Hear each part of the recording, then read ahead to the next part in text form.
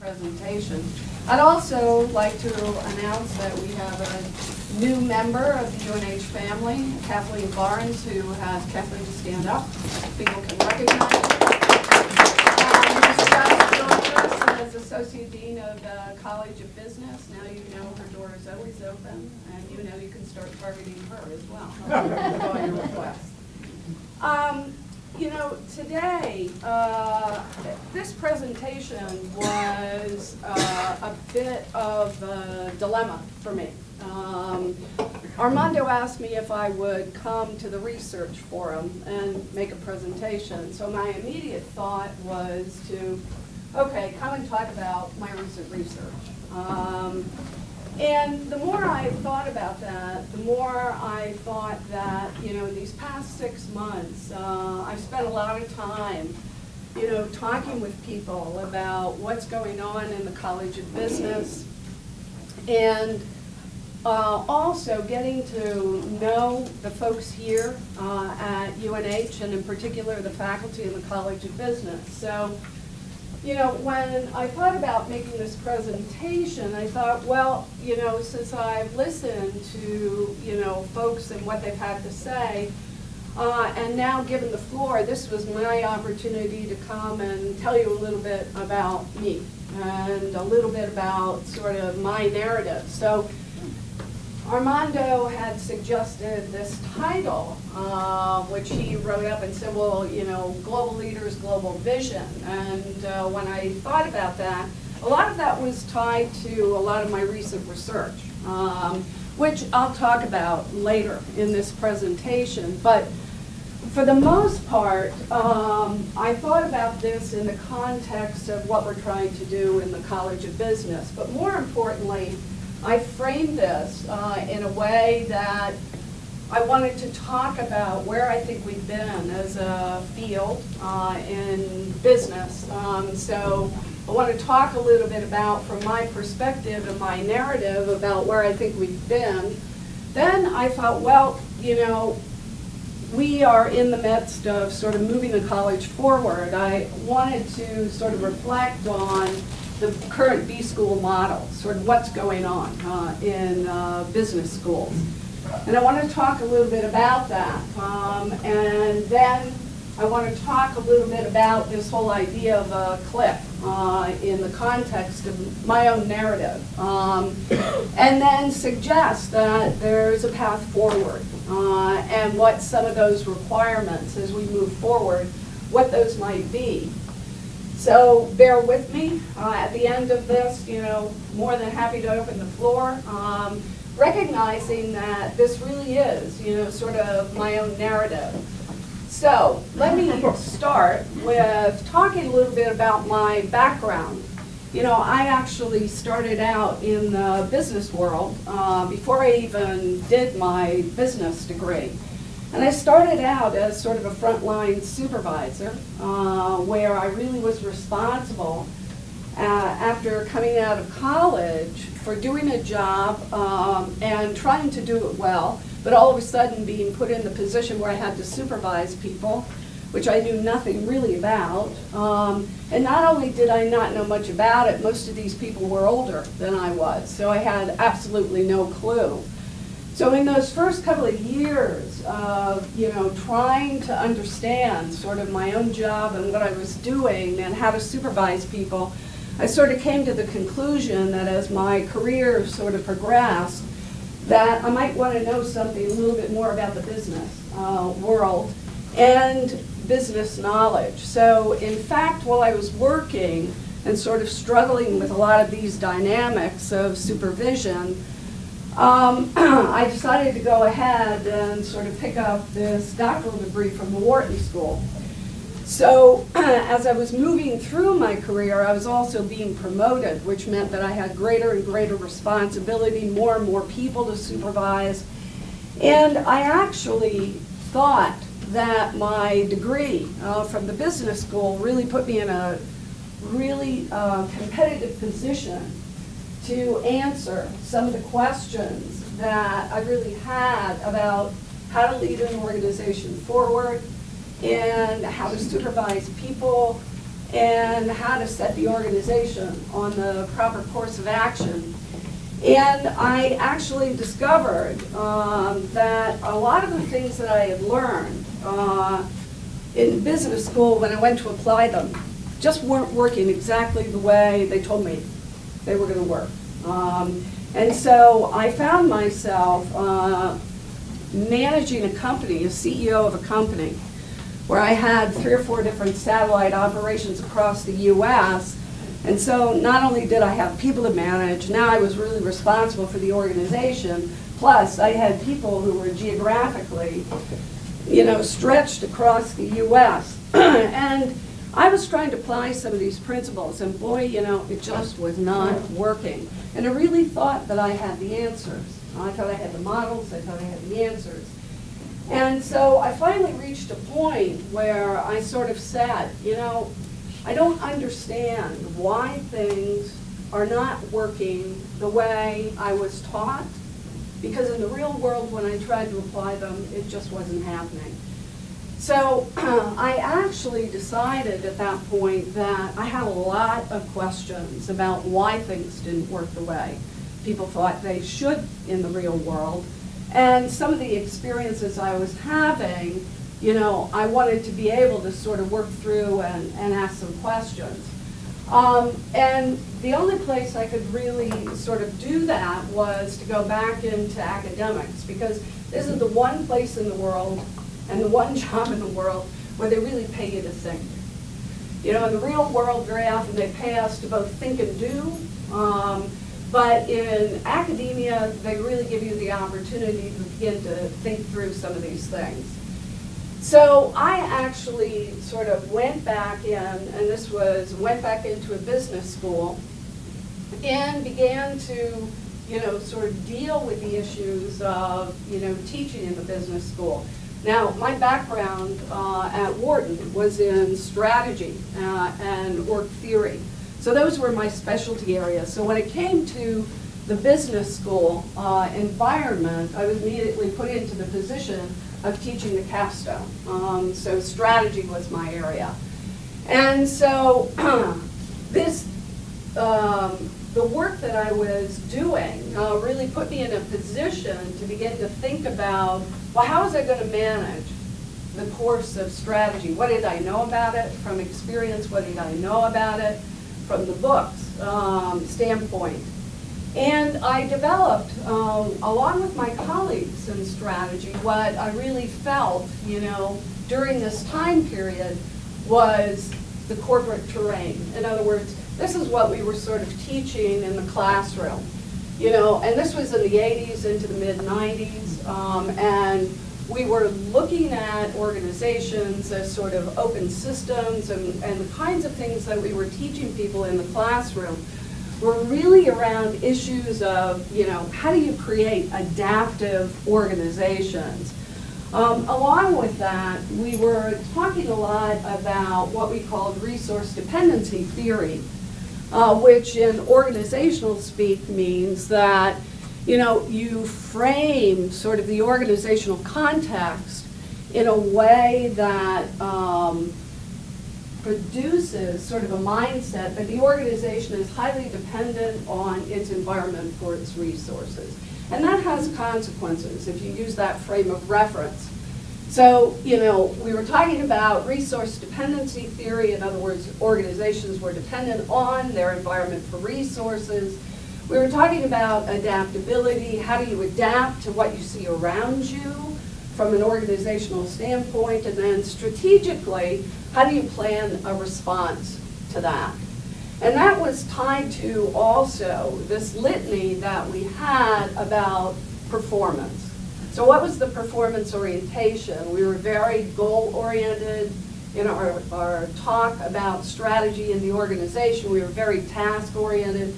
We were very bottom-line oriented. So when we taught this really produced a mindset that we were goal, task, and bottom line, and the bottom line was driven to the shareholder. So in strategy, what we were trying to do was sort of put forth the idea and the mindset and the perspective strategically that in order to function competitively in the real world as a student, you really had to think of this as, here's your organization, how are you going to craft strategy to adapt to what you see in front of you, knowing that you were actually highly dependent on your environment, and what were you going to do to plan to respond to that? Well, in fact, to some degree, strategically, this really placed the mindset of the student in the context of a reaction. So what we were training people to do, was to really sort of monitor the environment, and anything that popped up, you were supposed to react to that. But additionally, part of the litany was that any kind of planning strategy that you were doing, because you were so highly resource dependent, meant that you actually had to go out and sort of prey on the competition around you. And strategically, that's what we were training people to do. So, I did this, and my colleagues in strategy, this is a very traditional viewpoint on strategy, and so here we were pumping out, MBAs and undergraduate business students with this kind of mindset. And a lot of us who've been in the classroom for a very long period of time always hope that, you've made an impression on your students. And so that impression comes back to you like little emails, Davis, the thing you taught me to do X, Y, and Z, it was very helpful, I applied it, it was really fantastic, and so forth.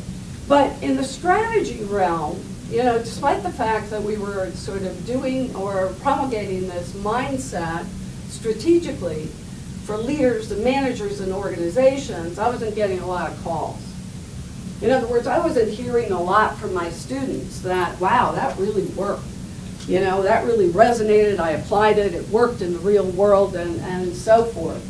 And I think, in my group, and by that I mean the discipline of strategy, a lot of my colleagues, when we began to have discussions about this and say, well, maybe we don't have this equation and this narrative quite right. Maybe there's some other things that we need to look at. And maybe we need to go beyond just simply, using the framework of planning. Now, for those of you who were teaching at this time, you know that if you open the Wall Street Journal, there were 1 million jobs for planners at the time. And so in the late 70s and 80s, into probably the late 80s, just turning into the 90s, if you open the Wall Street Journal, all those planning jobs had disappeared. They were gone. And the question was, well, if this is what we were teaching and preparing people for and there were no jobs, then what were we really doing? So, the narrative began to shift. And the shift was sort of interesting. So the corporate terrain shifted from sort of this idea of preying on the competition with this bunker mentality to this new sort of frame of reference that we were teaching in the business school environment. And that had a lot to do with this notion of, okay, well, if we're not just going to prey on the competition, we're going to have to modify the frame of reference and the mindset. And the new litany is we're just going to go out and crush them and eat them, So we're going to develop, philosophy, mindset, and perspective that's based on different model of thinking in the organization. And so, what you see in this field is a shift then to the whole notion of open systems and how open systems work. But along with that came this whole idea of, well, it's no longer are we going to be reactive and simply adapt to what's going on around us, but, the new mantra is that flexibility and fit is what is going to be new on the horizon, and that called for a different frame of reference.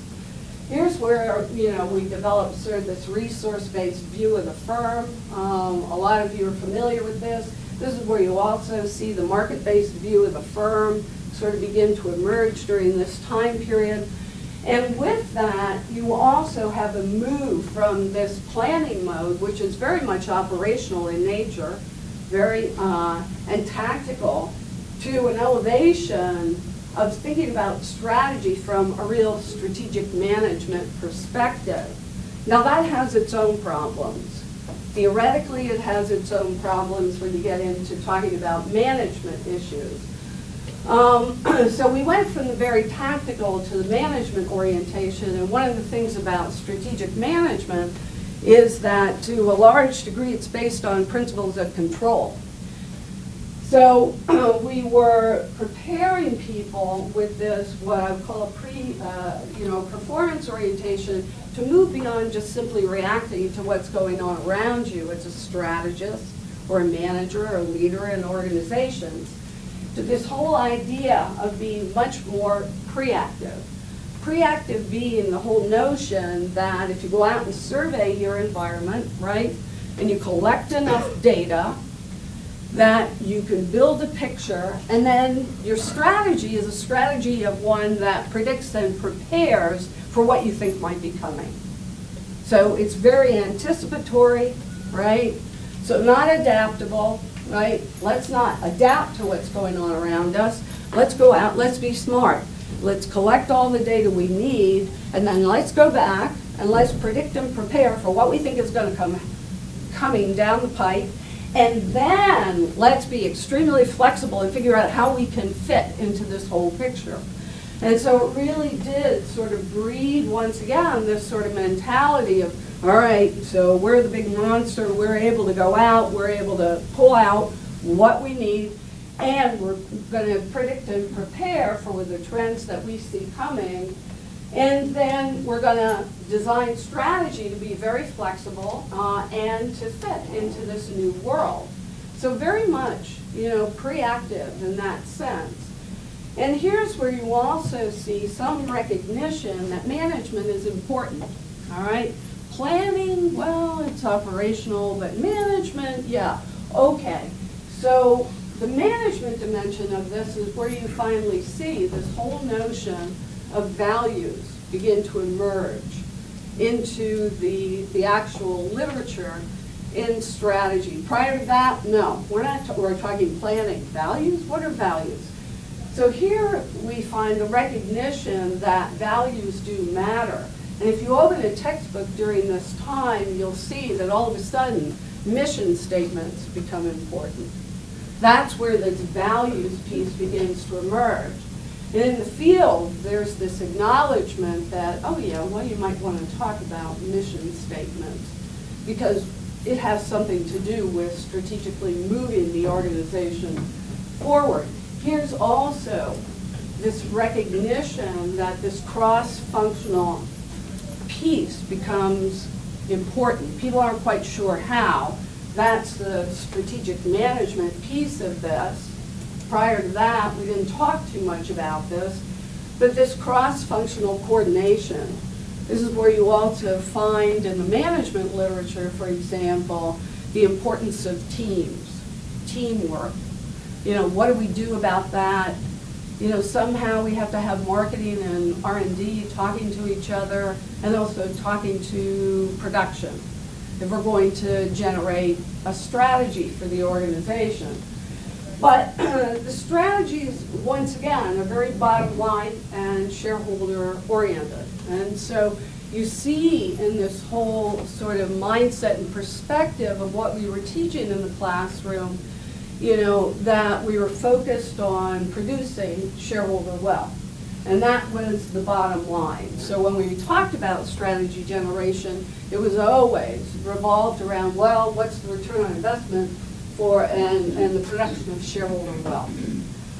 So, this sort of worked, I think, for a period of time until, we have come, I think, to a point in the evolution of thinking about the corporate terrain and what we're doing that, with the production or with the famous cases of WorldSpan, Enron, Tyco, that perhaps this particular mantra may not be appropriate for the strategy literature or the mindset that we're actually producing.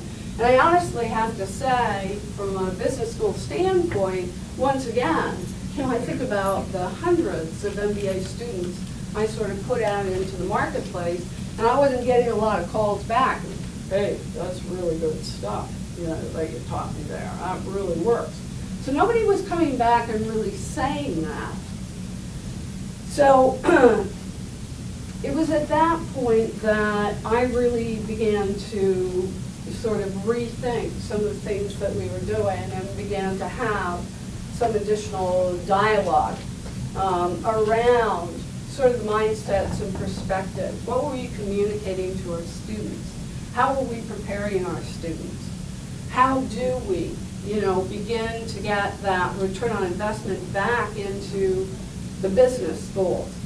And I think what we're seeing today is that, the B schools and the models that we've been using are starting to show some of these hairline fractures.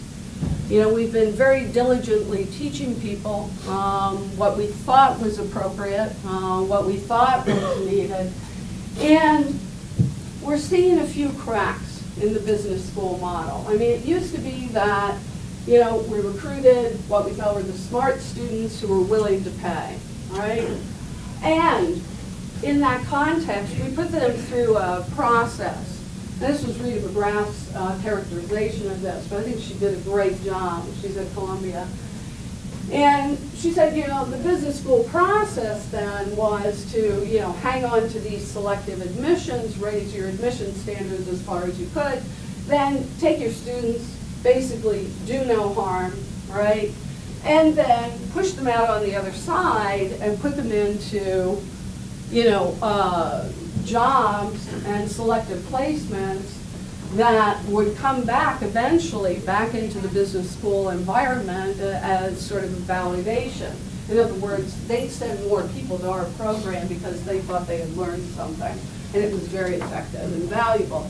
And I think what we're seeing today, with the drop or decline in enrollments at a national level, that there are some cracks in this model that are beginning to emerge. So what are some of those cracks? Well, I think we do have, smarter students. And I think they are better educated in the sense that we get smart students, but they know better. They're a little bit better educated about what they're looking for in the school environment. And so are their parents. I mean, for those of us who've been on these sojourns with, selected student days, and we talk to prospective students about what their needs and their interests are, and we talk about our own disciplines, we find an equal number of parents asking questions of us that, 10, 15 years ago, you wouldn't have even seen in an open house. I mean, parents didn't come. Parents are coming. Not only are parents coming with these smart students who are better educated, they're also demanding more, and they're asking really deep-seated questions. And the other thing about the crack, and it's a hairline fracture, grant you, the other thing is that students can go anywhere now. We have students who are better educated, who have more financial capability, and they can make choices.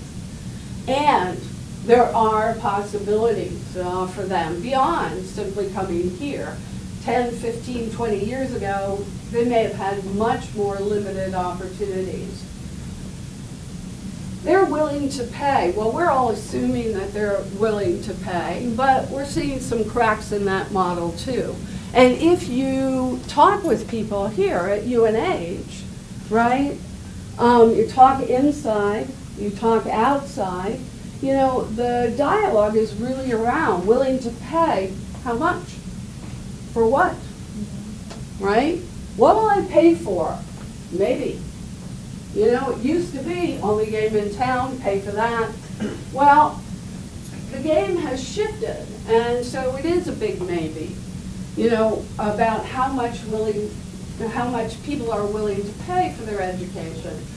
So a lot of people we talk to, say deeper connections to the school, deeper connections to the faculty, deeper connections to the material. The material's more relevant. It's cheaper. I mean, so we're looking at, and strategy speak, we're looking at potential substitutes. And they weren't there, 10, 15 years ago. Selective admissions, we talk a lot about this. How do we get better quality students, smarter students, and so forth. So we look for ways to push our admission standards up, and up, but at the same time, how far can we do that? And I think this is a big question for B schools in particular, as we push for more and more selective admissions in the context of the maybe for the price, and in the context of how relevant is it, we're getting more and more conversation about how far we can push the selective admissions. How will we respond to that? And lastly, and this is a big one, I think, and it's not just us. I mean, I think this is happening nationally. People are grappling with these questions. Will they get, meaning the students that we push out, all those MBAs that I never heard from, right? Will they get or take jobs that validate our work? And that's probably one of the most important dynamics in the business school environment, because every student we put out is an ambassador for us. And every time one of them gets a job, and a good job, it's a validation that we really have made them productive and valuable in the work environment. And I think we need to look at this very carefully, because it isn't enough for us to, for example, as faculty members, simply keep up our own research. We need to be able to bridge that gap, in particular from theory to practice, and make it very real. Because it's the reality of that and our ability to communicate that that makes the product or the student of value and validates what we do. But these are, I think, some of the cracks that we're faced with from a business school environment. And I think it's incumbent upon us as faculty in a business school to begin to address some of those issues. So, are we closer to the cliff than we thought? As we see the cracks in the environment, what are some of the issues that I think we need to anticipate from a business school standpoint? Well, I think what we're going to see is that the best teachers can go anywhere, right? The best teachers are going to be the ones that are going to make the classes available to any school anywhere. And I think we need to think about that very seriously, and how we are going to respond to that. How will your faculty compete with the global best? There are always going to be superstars. The superstars can go anywhere, and they will. So how will we collectively begin to respond to some of that pressure and become some of the best teachers? There are going to be enormous rewards, empowered with superstars, who have those reputations. I've been working with Nosh Contractor, who is a superstar in networks out at Northwestern. And honestly, I've been working with him on a couple of NSF grants. This guy can go anywhere, anytime, and in fact does. He is a superstar in the network community. He's written several books, but Nosh Contractor can go anywhere, anytime he wants. And it's these guys, the superstars, who are going to crack what I call the certification puzzle. Because they don't necessarily and may not necessarily buy into the degree. In other words, if they can go anywhere, anytime, and teach any class, then who's to say that they have to stay like a Nosh Contractor at Northwestern? Or some of the other folks that we know as superstars in the field. They'll just simply say, I'll teach this here, I'll teach that there. They will be part of the unbundling process. unbundling certifications by the course, not by the degree. And so it's another dimension in the crack that we're going to have to figure out how to respond to. How will we recruit and retain some of our best teachers? We're going to have to think about that. So it's not going to be just the best researchers. It's going to be the best teachers and the best researchers. So I think these are some of the things to anticipate as we sort of hike up this hill. Increased pressure on the academic model, which I've talked a little bit about. And I think we're also going to see here, and we're already seeing some of this now, and that is the pressure and the gap between what's good for an academic career in the current model and what's good for the institutions. So I think we're beginning to see that as a divergence in the business school model as you look across the U.S. So what's good for our careers and what we get points for aren't necessarily what the institution is going to give us points for. And I think we can see that gap, beginning to develop. And then I also think we're going to have to anticipate this erosion of the pricing power with respect to tuition. I think what we've seen as the MBA has become a prolific degree, that the financial payoffs for that have declined as it becomes more of a commodity. In other words, more and more people need to have an MBA to progress in their careers. And so 30 years ago it was the BA, and now it's the MBA. It's a token. You have to have it, right? Well, if you have to have it, it's like butter or milk. And you go to the grocery store and you go to the dairy case and you say, does it really matter on 2% milk who I buy it from? I mean, milk is 2% milk. Butter is butter. I might as well buy the cheaper one. So I think we're going to see that there's the erosion of pricing power, right, in the equation, as well as the drop-off in financial payoffs as they continue to decline for the MBA. And it's already happening at the undergraduate level. So I think we're seeing that now. So these are some of the things that I think we need to anticipate as we're sort of hiking up this hill of trying to figure out what we're going to do with this. All right, so how do we seal the cracks? What are some of the requirements? How do we develop a new narrative? And what are some of the new curricular ideas that we can sort of begin to think about as we face this situation? So let me talk about where I think we're going. This was an interesting quote that came from Kip Tyndall, who runs the Container Store. Somebody asked, what will it take for companies to flourish in the future?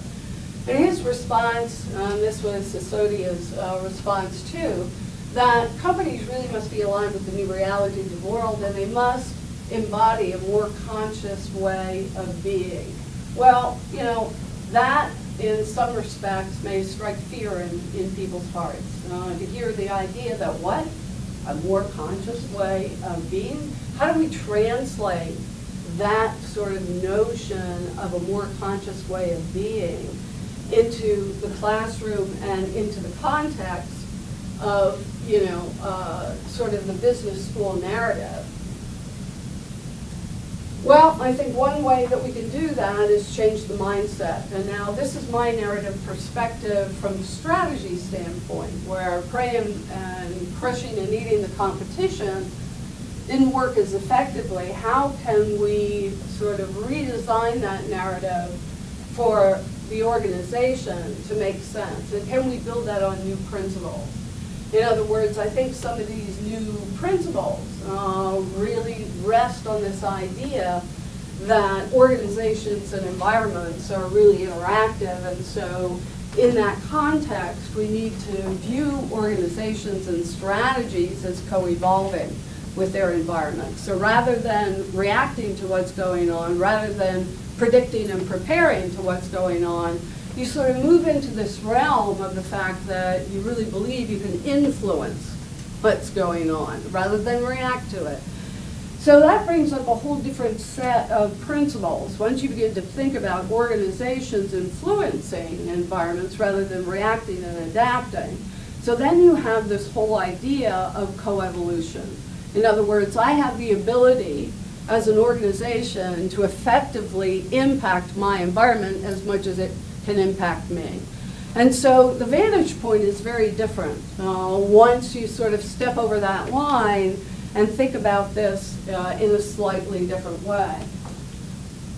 That means that when you think about organizations and how you build organizations and strategize, that the relationships become the most important part in the equation. In other words, you're no longer dealing in uncertainties. A lot of planning and management is all about hinged on this idea that you have control and that there is 100% certainty. Well, there are a lot of quantoids in this audience right now, and so they know that's not true, right? We know that life is full of probabilities, but we need to teach that, and we need to present that in terms of what do we do with our organizations? You can't control, but you have the ability to influence, and influence really is dynamic, right? And deals in probabilities, not certainties. And we know that's true because what? The minute you get people in the room, certainty goes out the window, right? Because now you have to interact, right? And in this framework, interaction is about how do you affect and be affected all the time. So it becomes a strategy of influence and relationships, not certainty. And influence in relationships is about probabilities, which means that you really have to train people about how to deal with the interdependence of the dynamics, both environment, organization, and people, right? You have to take that into consideration. You have to elevate the dialogue from planning and management to leadership. So how do we lead? Not how do we manage and control. How do we lead and influence? Different model, different vantage point. And we need to think about this whole notion of purpose. So if we think about, the conscious way of being, then we're into the realm of thinking about, well, what does purpose mean in this context? In other words, people show up and organizations are built, right, and they have values, but let's translate those values to the next level and think about, well, what's the real purpose of why we're here? I mean, what are we doing? And we should be asking that question because people bring purpose to the organization. Global mindset becomes really important. If you really then believe in the dynamics of influence, right, and the interdependence of things, systems viewpoint, then you know that any strategy you're making has to be global. Because what happens in the stock exchange in Japan has dramatic impact on your internet business in Arizona. You really get that. And you really understand the influence dynamics of that. Different viewpoint. So then the mantra becomes, how do I integrate what I've got and how do I leverage it? So not how do I control it, but how do I leverage and influence in this fluid world of probabilities? I mean, I'm always shocked when people, quote, put together a strategic plan and stick to this. I mean, it's a living document, living, breathing document. If you believe in probabilities, you know the minute you put together a plan, it's obsolete. It's absolutely obsolete.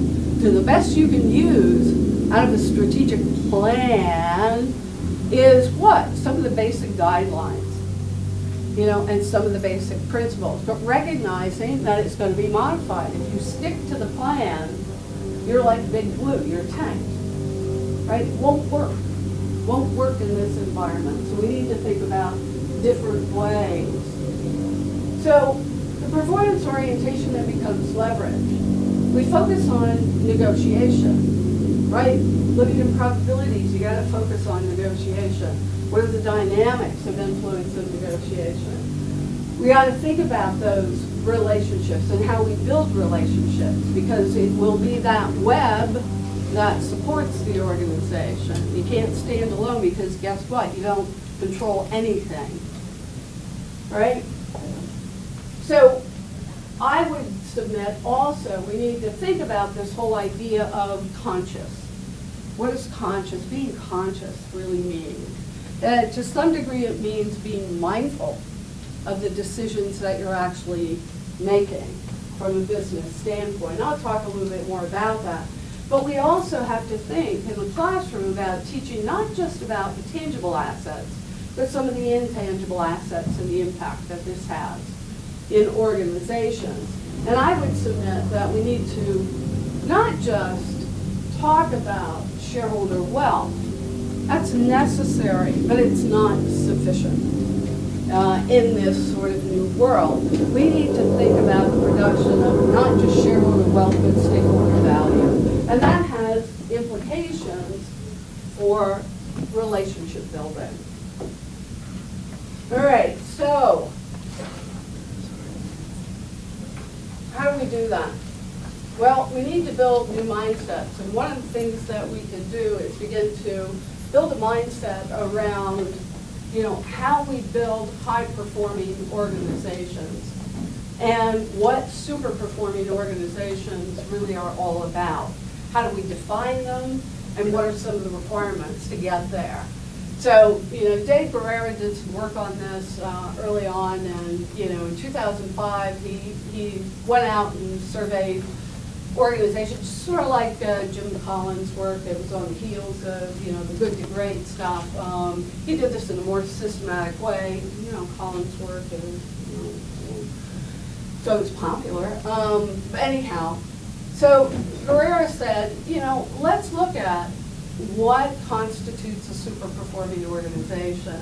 And this is where you find organizations that over a period of at least a dozen years have really, done a higher return on investment than the industry average. And so that was his cutoff point for really looking at high-performing organizations. And his question was, well, what creates some of these super-performing organizations? And what he actually discovered was, well, if you really went in and you looked at high-performing organization, there seemed to be several different components that created this super performance. Long-term value, outperforming ROI, employee joy at work, customer delight, whatever, quality excellence. And that part of this was really about the process piece, of the basic fundamental knowledge pieces that we really bring to the table. You need to have that. You can't get a high-performing organization if people don't know about strategy, they don't know about the methods, and they don't know how to execute. So you really have to be able to provide the knowledge base and the technical detail for people to be able to do that.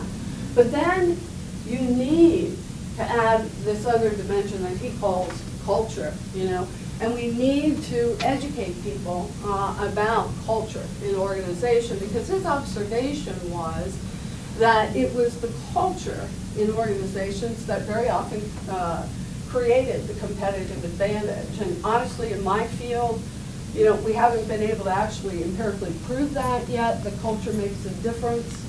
But we suspect that, and we have a lot of examples that culture breeds passion, involvement, cooperation, and commitment.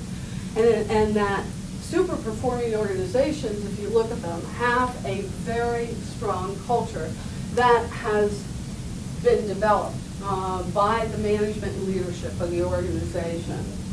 And, quite frankly, if we look at best practices, what we do find over a period of years, starting with Tom Peters' work in the 80s, he was one of the first to do in search of excellence, excellent organizations, what are some of the criteria? But if you look at some of the popular press, and what people have had to say about this, what you find is that the thing that's common across all these different high-performing organizations is also a focus on people and the people practice. So it's not just about the knowledge, right, and the mindset of the knowledge and the technical knowledge, but it's also about, well, what are you going to do about the people? I mean, and I often say this, tools don't make decisions, right? So when you're gardening, you make the decision with the hoe what to do. So it's people in organizations that make decisions, not the tools that you give them. And so we have to remember that the people dimension of this becomes really, really important. We can't forget it. Because we need to produce people, you know, who are conscious. So this whole idea of conscious capitalism, and I would encourage people to take a look at this. This came out of a narrative that was developed by Ed Freeman in the late 80s on stakeholder capitalism. Started with stakeholder management. Management term is gone, right? Completely from that narrative, moved into stakeholder capitalism. In other words, how do you involve and integrate your stakeholders? It's the relationship piece. And here's the conscious piece, which is sort of interesting. And this is part of the new narrative that people are beginning to hear. It's the evolution of stakeholder to conscious capitalism. How do we reorient business and focus it beyond simply the pursuit of process? How do we focus on integrity, higher standards, serving all stakeholders? There's that stakeholder value dimension, you know, and how do we pursue higher purpose than just business as usual? And I think we need to ask ourselves that question. You know, what are we doing to produce the set of new leaders and managers to create effective organizations who are really beginning to answer, why am I here, what am I doing? Because we know that the managers and leaders have impact in the organization. They're the ones making the decisions. So we need to call the question, I think, about business as usual and assume that, you know, some of the fundamentals of capitalism are going to shift and are changing as global business and communities are beginning to look at things in new and different ways. Witness, you know, the focus on the global environment and sustainability and things of that sort. So I think conscious capitalism may give us a window in some of the dimensions that we might want to think about, you know, from a business school standpoint that would begin to differentiate us. So we have conscious leadership, stakeholder integration, higher purpose and conscious culture, and management as possibilities for inclusion in building sort of new ways of thinking about management and business.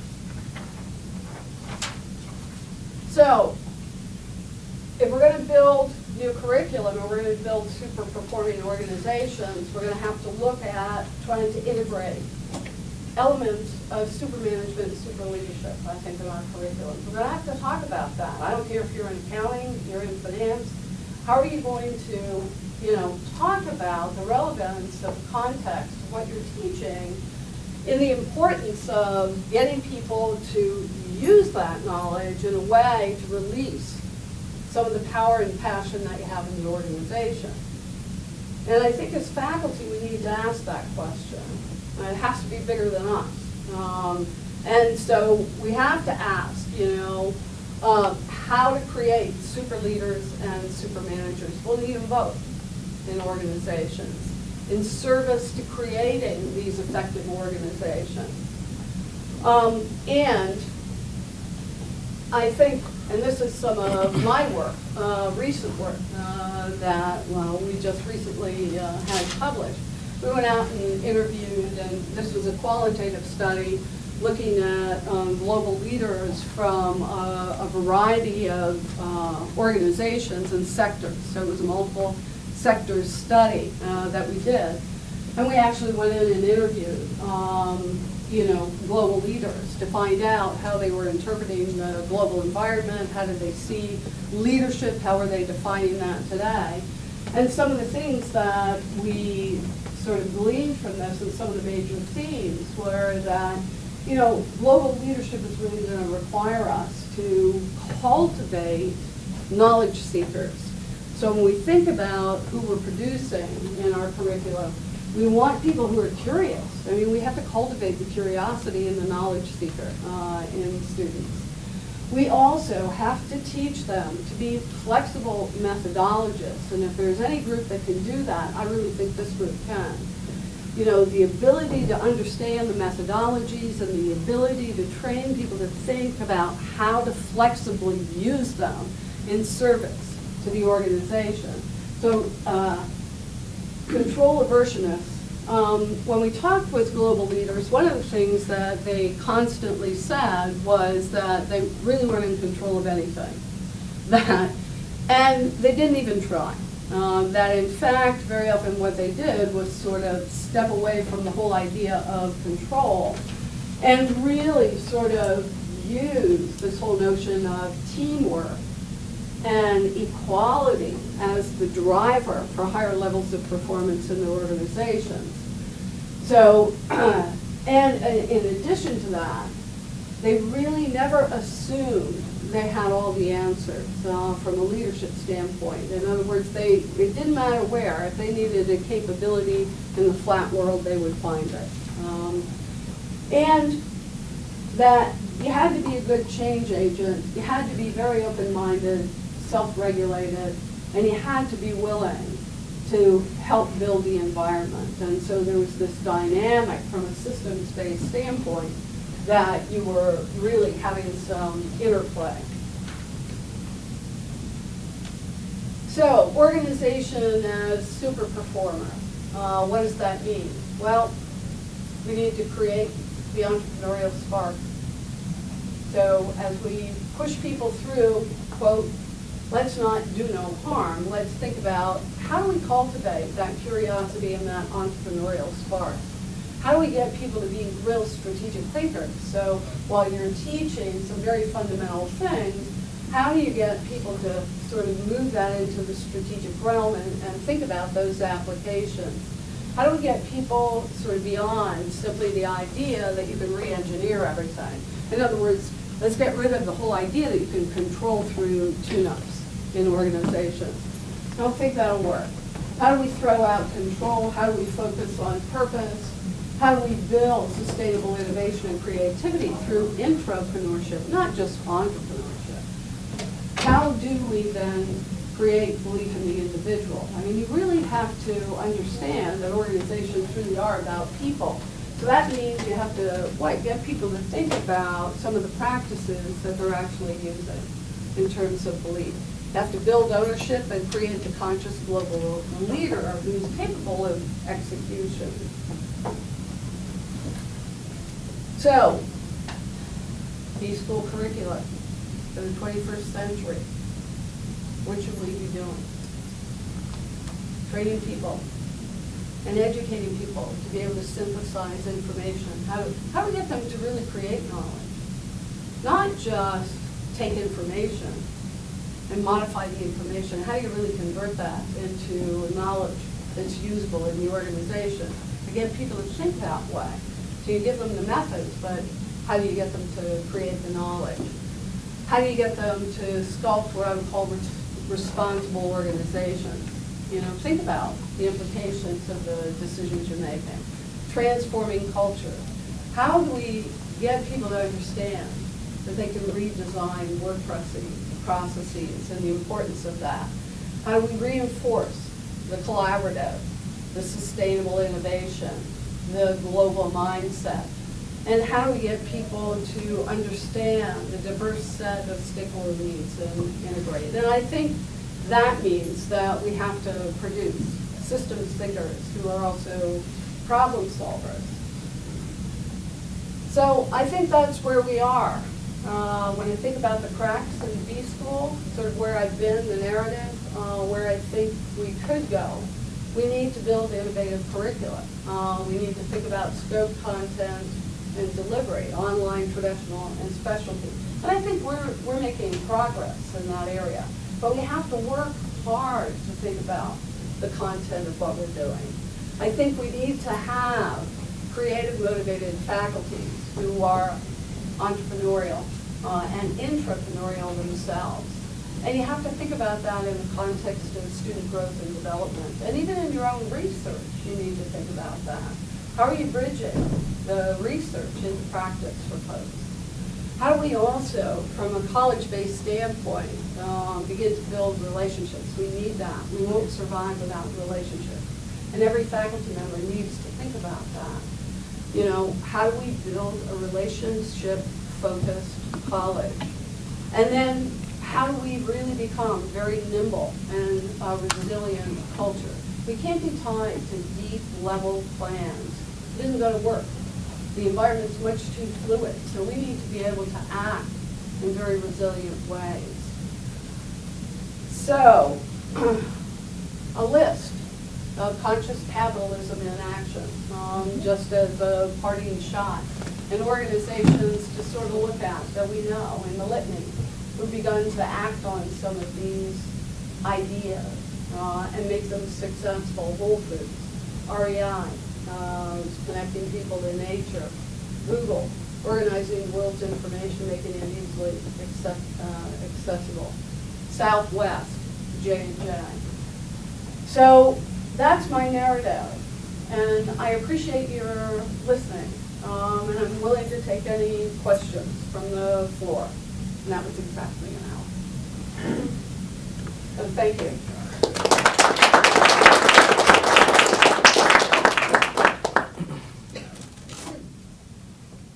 Comment. People leaving. Okay. Okay, Martin, I'm not marking you down. You can mark me. Okay, all right. Any questions from the students or Jack? Yeah. Well, you mentioned intrapreneurial and entrepreneurial. I'm not sure all of us understand the difference. And I wondered if you could clarify that point when you're talking about organization. Yeah, I mean, traditionally when we think about entrepreneurship, we think about small startups. We think about a single individual who has an idea that they want to, create a company or do a startup. And so most of entrepreneurship is thought about in that context. But that aside, there's what they call the entrepreneurial mindset. And the entrepreneurial mindset can be applied internally or externally. And in the context of applying that internally, the intrapreneur is the person who's creative with the resources you have available to you and your own thinking. So it's entrepreneurial mindset inside the organization. So that's the way I really distinguish that. So, I don't know that we necessarily, especially here, are doing startup enterprises and we're training people or educating people to do that. But we need to be able to educate our students to be entrepreneurial in mindset and capable of doing entrepreneurial things, I think. So in a way, you're saying this is part of the uncertainty that the student is going to face. Yeah, yeah, and it's part of becoming a real problem solver. So I think we have to step away from the B-school model of, well, they're here for 2 years, we just will give them lunch. We're not going to do any damage. Well, I think, part of the reason with that sort of attitude, we don't breed a new set of leaders who are actually change agents, who are problem solvers, who are really willing to enact new ideas in the workplace. And we need that. I mean, for those of you who've worked in the workplace, some of the workplaces are absolutely abysmal.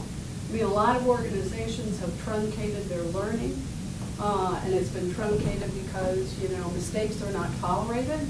Well, if you can't even allow for mistakes, nobody learns anything, right? You don't learn anything unless you're allowed to make some mistakes.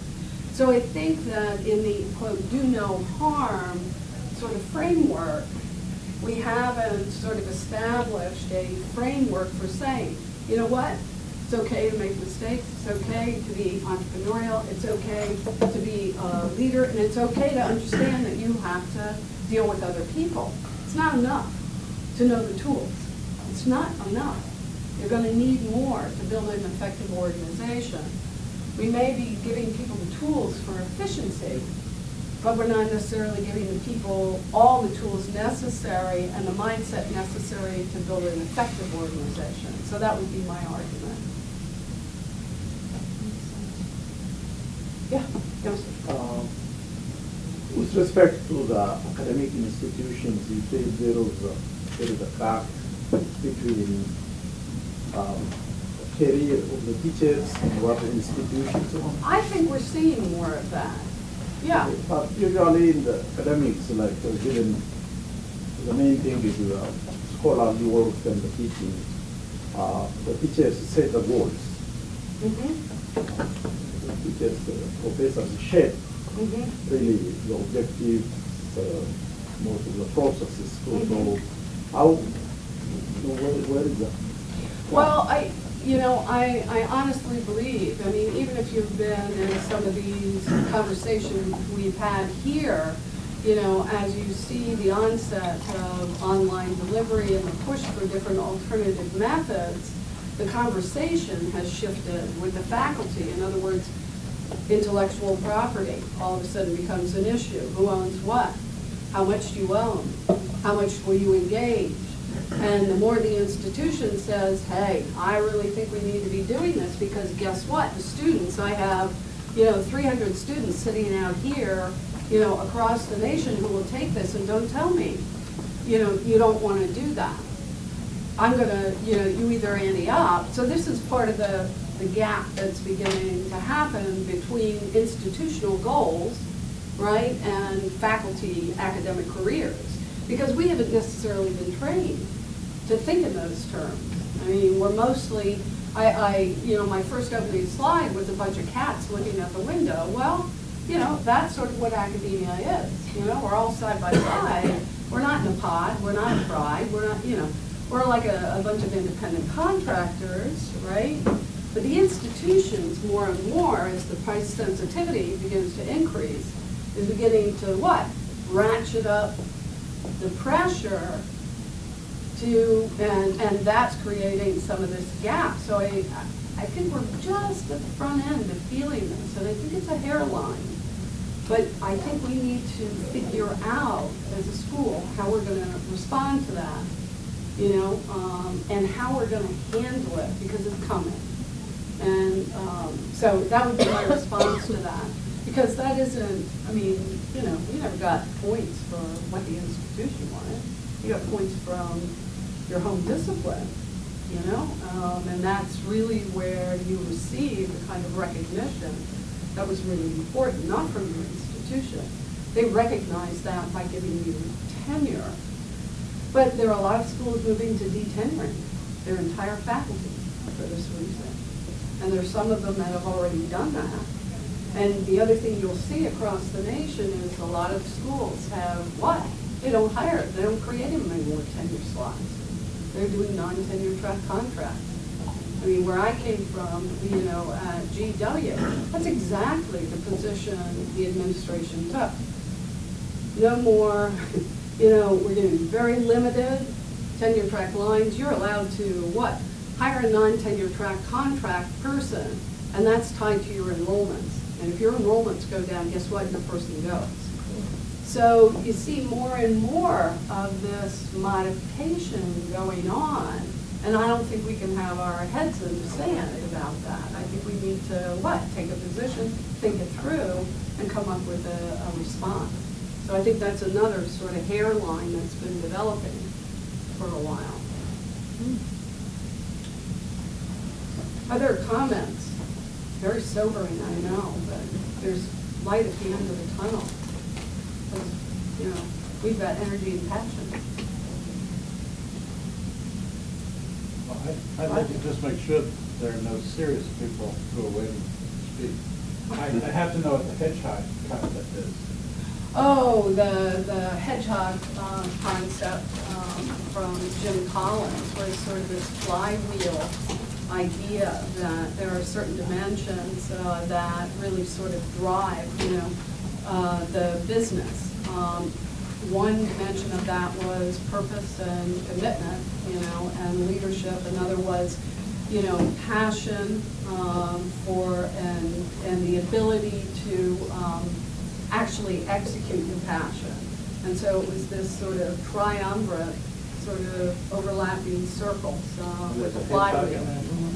Well, he called it the hedgehog concept, but it was really this sort of flywheel and So if you read Collins. It was serious. It was very serious. I mean, the other thing that Jim Collins said in his book about people is that,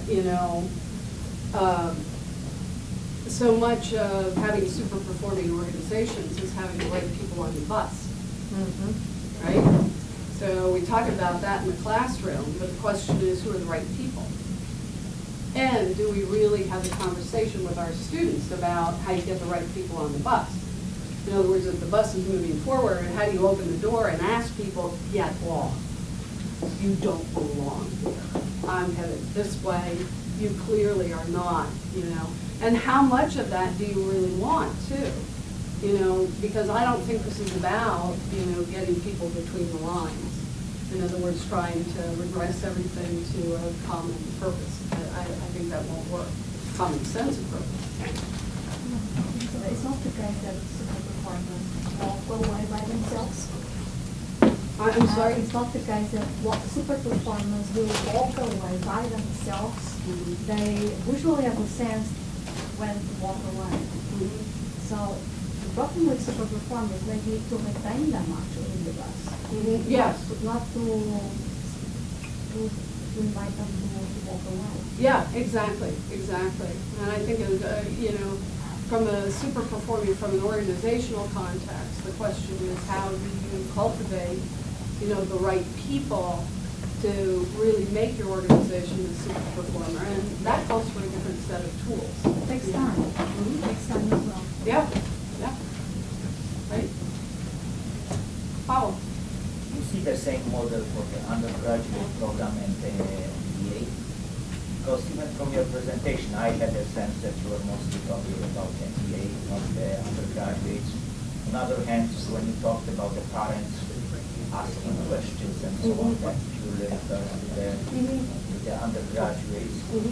And as you said, market really changed, and the degree became kind of evaluated. Well, I would say, quite frankly, that given my experience, of teaching both undergraduates and graduates, that we have to work both sides of the house. In other words, we have to educate the MBAs. They're going to be the next generation of leaders, but we also have to educate this group that's coming up, because they'll enable the changes that are going to be required. So I think we have to operate on two different levels with this. And the curriculums may be slightly different, but I think some of the fundamental principles are the same. How do you create effective organizations? How do you cultivate that? And how do you get the right people, and focus on people? Because we spend a lot of time on the tools. What we don't do, and I've said this before, is give people the methods for pulling all the beads together. I mean, how does marketing relate to operations, relate to R&D, relate to finance? We don't do that. So people are sort of left on their own with a bunch of tools in a box, but they don't know when to use them and in what combination. And that's what this is about. This is about, well, what is that combination? How do we think about that combination of tools, in the building process? So you can say to your students, all right, you want an effective organization, you know something about finance and accounting, marketing. So how would you use that in a problem situation and get people to do the integration?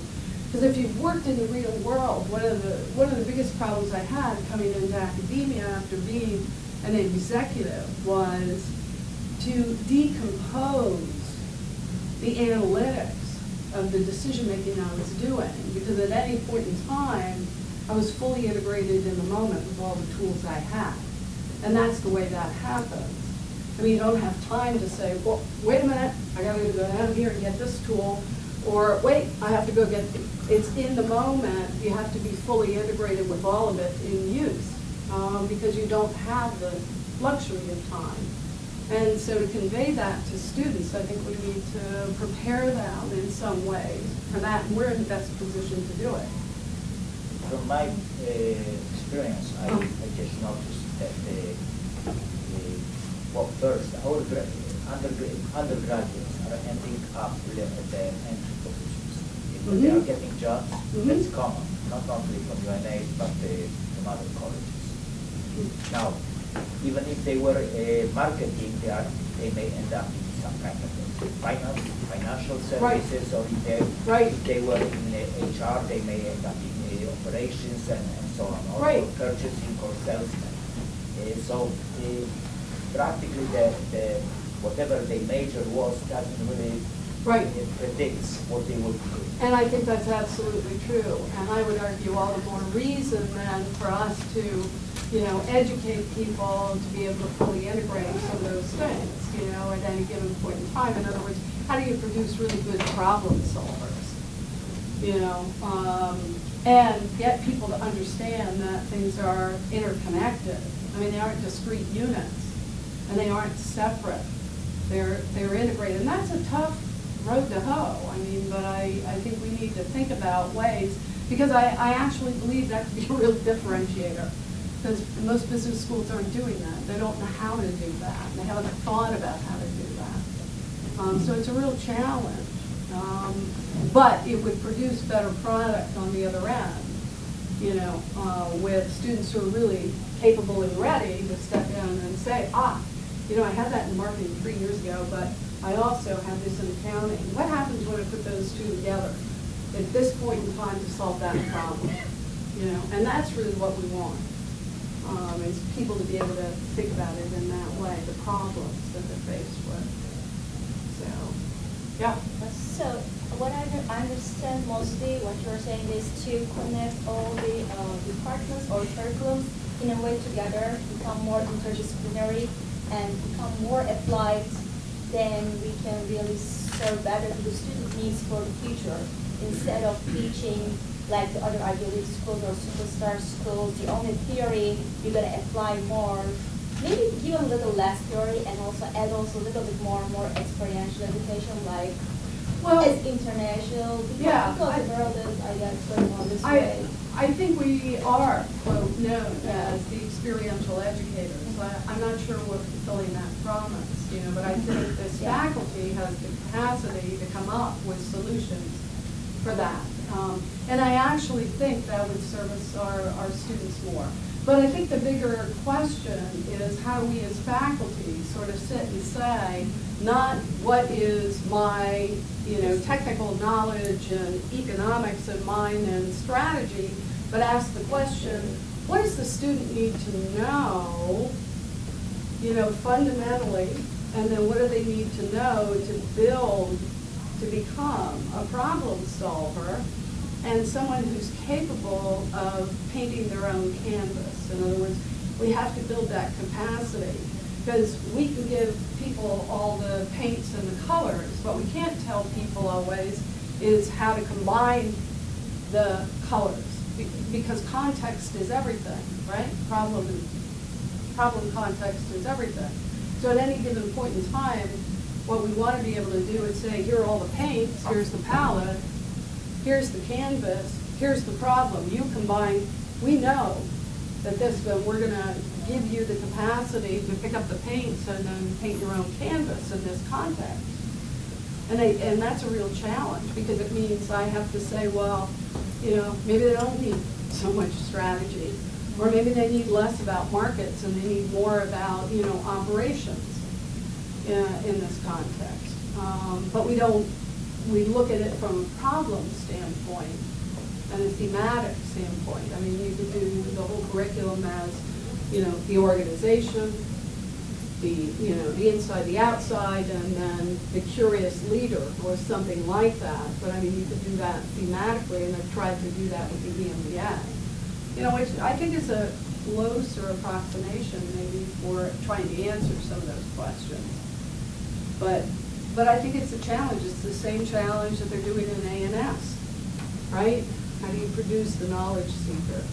How do you produce, the critical thinker, all those things? But we need to do that in business faster than the rest of them, because guess what? All the A&S kids are going to be in organizations, right?